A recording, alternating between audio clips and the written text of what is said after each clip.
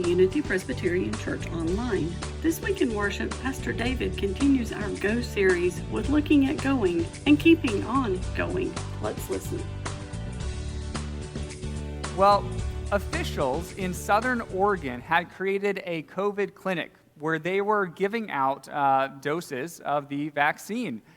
And then something happened, which maybe you can relate to, being here today. A snowstorm hit, and they had to close the clinic early. Well, two of these health workers, they had 6 doses of Moderna left, and so their plan was to deliver them to Grants Pass, which was a nearby town. But they got on the highway, and an accident occurred in front of them and shut down the entire highway. We have a picture of what that highway looked like because they took that picture for us. They realized, as they simply sat there on the highway, that they were going to be there for hours and that their vaccines were going to expire before they got them to where they needed to go in Grants Pass. If you were one of those healthcare workers, what would you do in that situation? I mean, how would you respond when your plan A isn't working anymore? You've run into a major obstacle, and you're not sure, well, what should I do next? These healthcare workers, they came up with a very ingenious plan. They started going car to car, simply asking people if they wanted the vaccine. I think that's a wonderful idea. They said many people thought it was a joke. They're like, there's no way this is real. You're just coming up to my car in the middle of a blizzard offering me this vaccine. But those who realized that it was not a joke were overwhelmed with gratitude and overjoyed. You've got a picture up there of one person with just a t-shirt, not expecting that was going to happen, snow coming down, getting her first dose of this COVID-19 vaccine. So what does this story teach us? Well, it teaches us a little bit about what Bailey said, where there are times that you need to persevere. Or another way to say that is when your option A doesn't work, there are times where you just need to say, well, what's the next best option?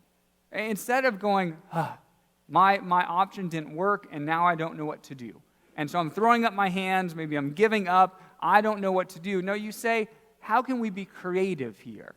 How can we keep going? How do we keep our eyes on the prize of what we know we came here to accomplish? That's what those healthcare workers did. When they were stuck in a snowstorm with quickly expiring vaccines, they didn't say, well, we did the best we could. No, they said, okay, what's the next right thing that we can do? And they came up with a great solution. Well, as we mentioned earlier, we are in our series titled Go. That's those big words right there, go.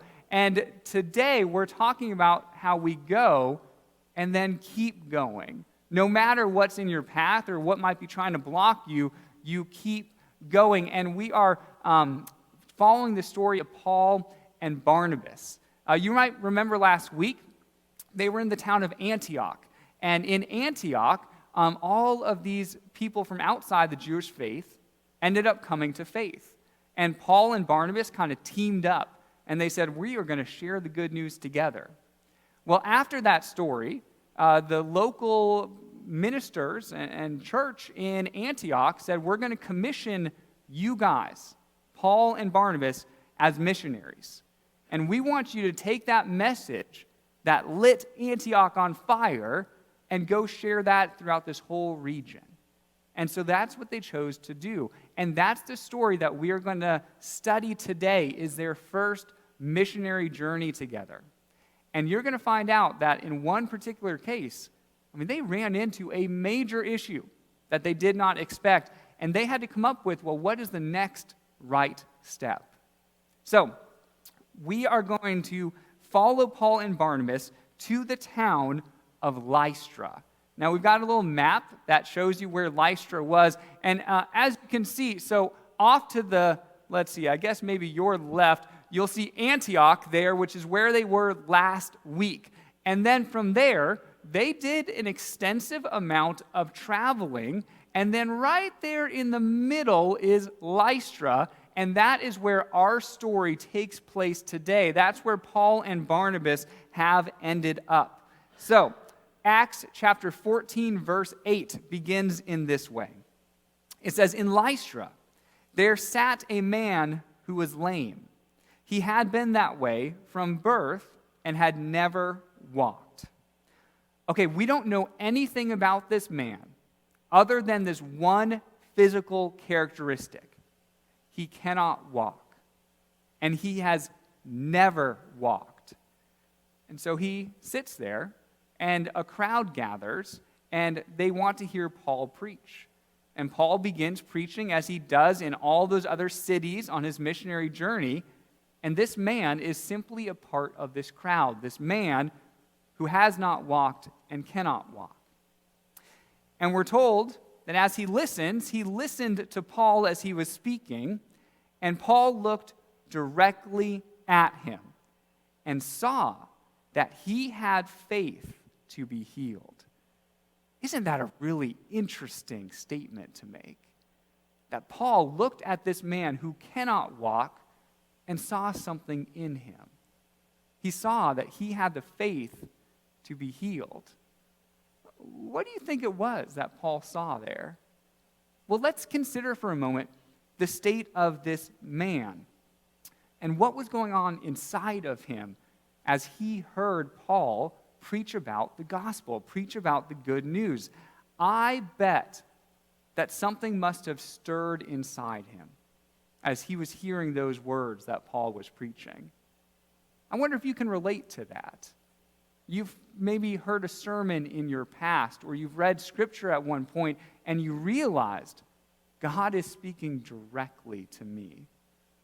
And upon that realization, you feel something stirring within you. It's a similar feeling maybe to when you go to the symphony and all the music and the instruments are playing together and it reaches its crescendo, and all of a sudden you get goosebumps and you feel something stirring within you. I think this man, who had no reason to believe that he would ever walk, he must have felt the stirring of possibility within himself. The stirring of what is possible with God. Yes, he had faith to be healed. And Paul somehow recognized this. Yes, Paul was looking at this man intently and saw something in him. Did he see it in his eyes? Was it his body language, his posture? We don't know. But Paul saw something, and he realized this man has the faith to be healed. And so Paul sees this, and immediately we're told, it says he called out, "Stand up on your feet." And at that, the man jumped up and began to walk.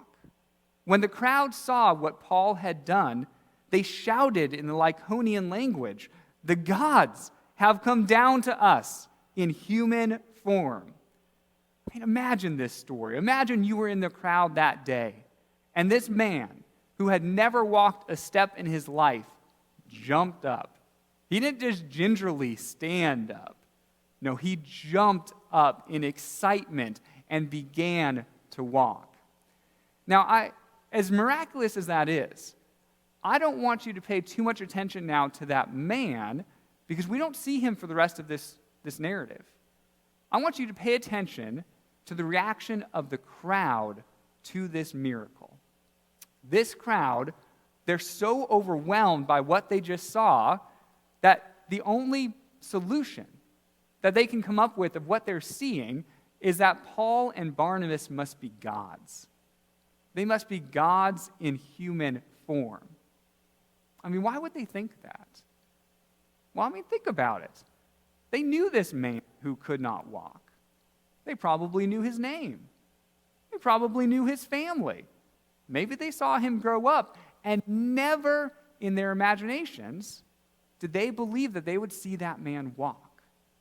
And when they did, well, they thought, something's happening here that I cannot explain, and I cannot come up with a conception of what I'm seeing. And so their idea was that, well, the man who's preaching and told him to stand up, he must be a God in human form. Yes, it goes on. and it says Barnabas they called Zeus, and Paul they called Hermes, because he was the chief speaker. And the priest of Zeus, whose temple was just outside the city, brought bulls and wreaths to the city gates, because he and the crowd wanted to offer sacrifices to them. Okay, there's a local legend in this Lystra area, and the local legend was that a long time before this story, Zeus and Hermes came down and took on human flesh. Yeah, they disguised themselves as humans. And then they went from person to person seeking hospitality. And as the legend goes, no one offered it to them. Everyone kept saying, no, I'm too busy. I'm not going to offer this stranger hospitality. Until one elderly couple said, oh yeah, come into our home, share a meal. We'll let you stay here for the night. At that point, as the legend goes, they revealed themselves as not just normal humans, but they were Zeus and Hermes. They were gods.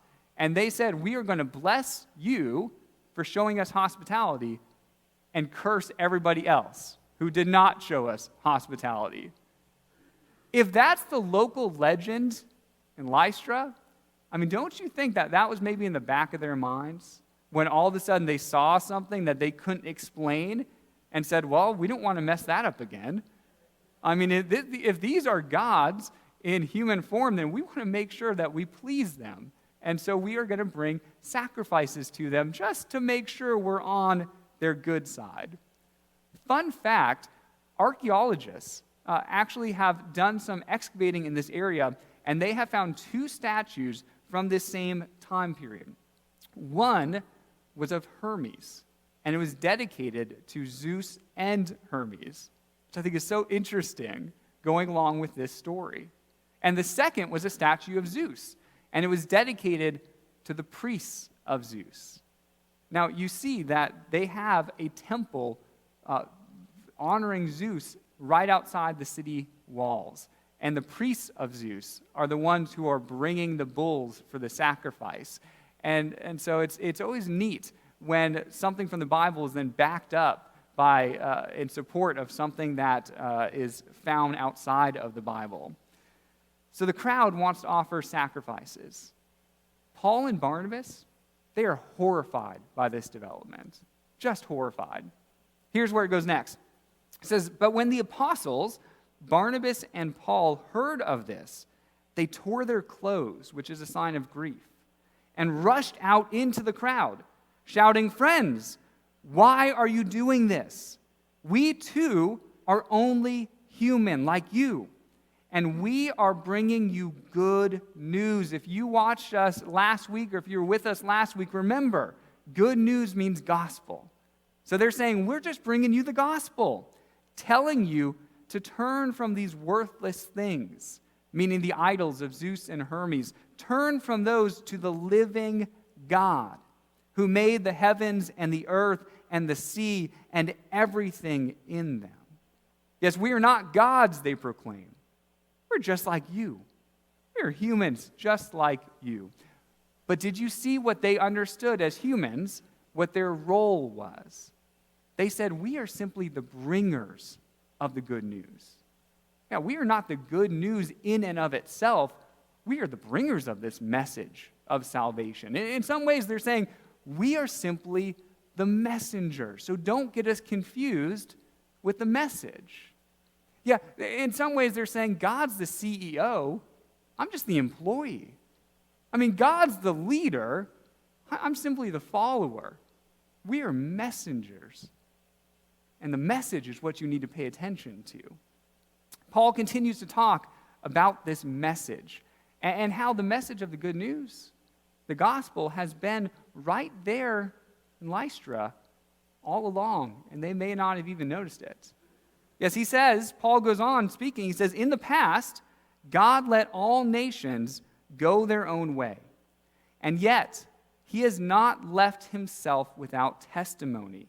He has shown kindness by giving you rain from heaven and crops in their seasons. He provides you with plenty of food and fills your hearts with joy.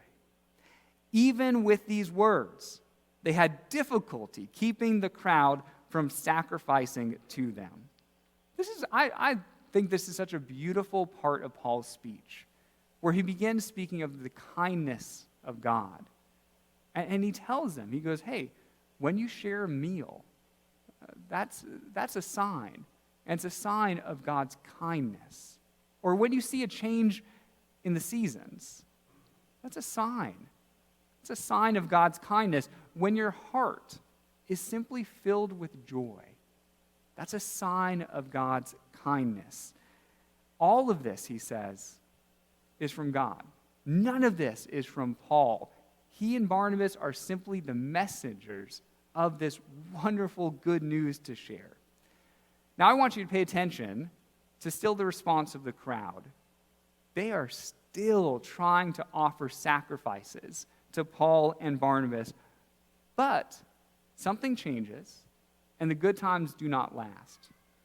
Yes, the next verse says, then some Jews came from Antioch and Iconium, and won the crowd over. And they stoned Paul and dragged him outside the city, thinking he was dead. Whoa! What just happened there?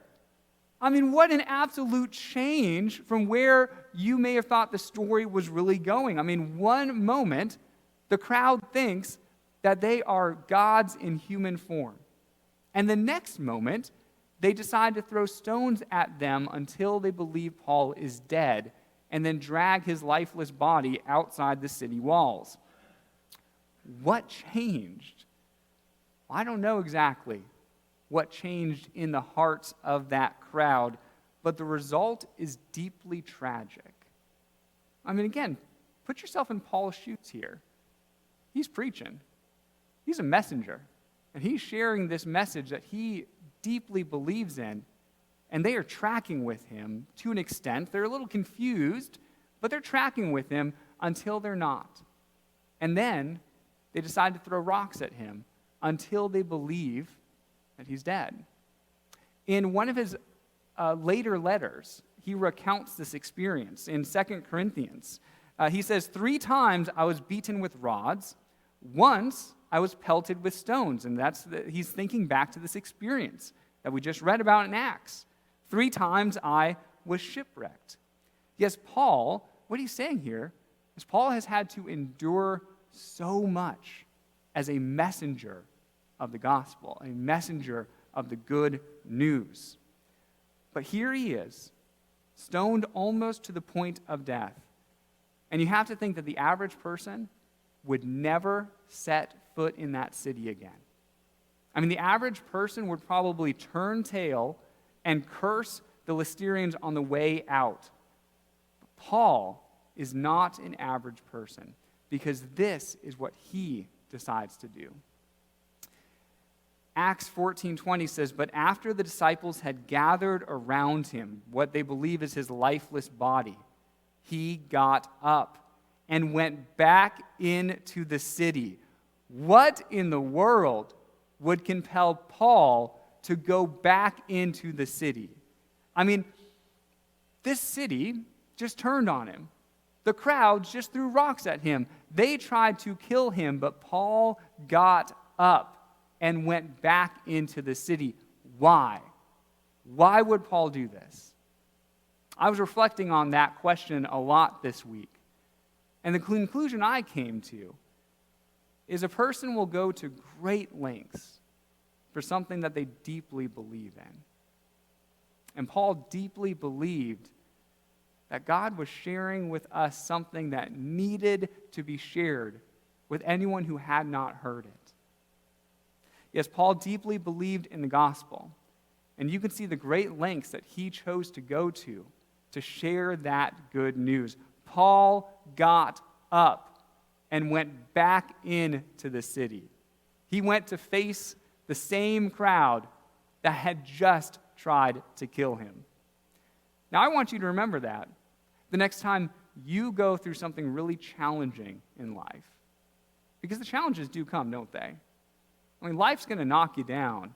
And you'll get back up, and it might knock you down again. That's what happens with life.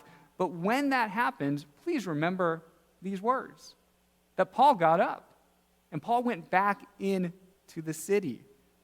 Yes, as I was thinking through these themes, I came across a great definition for what I think is showing itself in this story, this example. I would call it grit. I mean, Paul showed grit. And I was watching a TED Talk on grit, and the Angela Duckworth used this definition, which I really resonated with. She said, grit is the perseverance and passion for long-term goals. Now, we all have long-term goals, don't we? I mean, you know what type of person you want to be. You know what type of family you want to create. You know what type of world you want to be living in. We all have long-term goals, and you will face challenges as you work towards those goals. You will face hardships as you work towards becoming the type of person you want to be, or shaping this world in the way that you think the world should look. You will get knocked down. But grit is the perseverance to continue towards those long-term goals in the face of those challenges, and the passion to maintain that work because you know it's so important. Yes, Paul got up. He didn't stay down.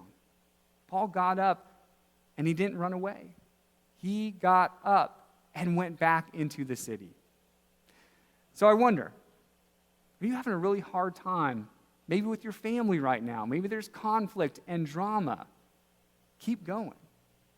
Are you struggling in feeling just stressed or overwhelmed in something that's happening right now? Keep going. Yes, what we see from Paul today is that perseverance is a biblical trait. Now, the lesson here should be learned not just for our individual lives, although I hope that is a help to all of us, but it's also for our church. I think collectively, we as a congregation should learn these lessons as well. Because I don't think we'll face exactly what Paul faced, hopefully, but we'll face other challenges. I mean, surely we will. There will be times that we try things as a church and they don't work. There'll be times that we face obstacles and we don't know the next right solution. We will hit disappointments and failures because those are all a part of life. But when we do, I hope we remember these words and this story of Paul, because Paul believed so much in what he believed God wanted him to do that he simply got up and continued persevering and pursuing those long-term goals. And so if our long-term goal is sharing the message of God's love with all of Lincoln County, well, then we just need to keep on going regardless of what obstacle may come into our path. Yes, Paul got up and went back into the city. If you would like more information about Unity Presbyterian Church, please visit our website at www.unitypres.org or visit us on Facebook. This is the Unity Presbyterian Church podcast. Have a great week.